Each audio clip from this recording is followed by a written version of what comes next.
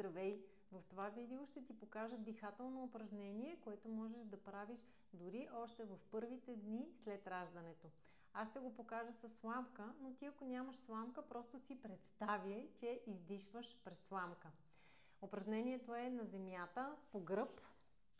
Ако не на земята или все още си в болница, просто легнала в леглото с свити колене. Коленете са отпуснати едно върху друго и от тук си представяш, издишвайки през сламката, че все едно въздуха излиза отдолу нагоре. И накрая на издишването съзнателно леко стягаш коремните мускули.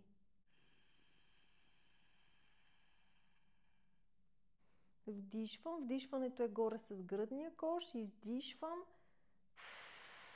започва да излиза въздуха отдолу нагоре и накрая на издишването лекичко стягам коремните мускули. Не ги стягайте на 100%, стягаме на 30-40%. Все пак е упражнение за събуждане на коремните мускули. Най-вероятно все още няма никаква чувствителност, така че нека стягането да е на 40, максимум 50%. И вече след като го усвоите това дишане, може да добавите и прибиране на опашната кост навътре. 1, 2, 3, 4, 5 задържам, отпускам. Вдишвам горе с гръдния кош.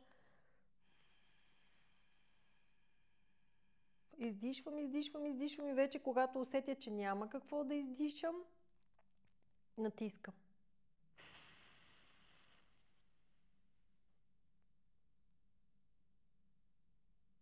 Вдишвам, отпускам.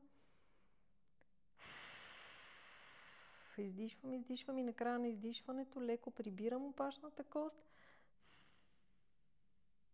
и стягам.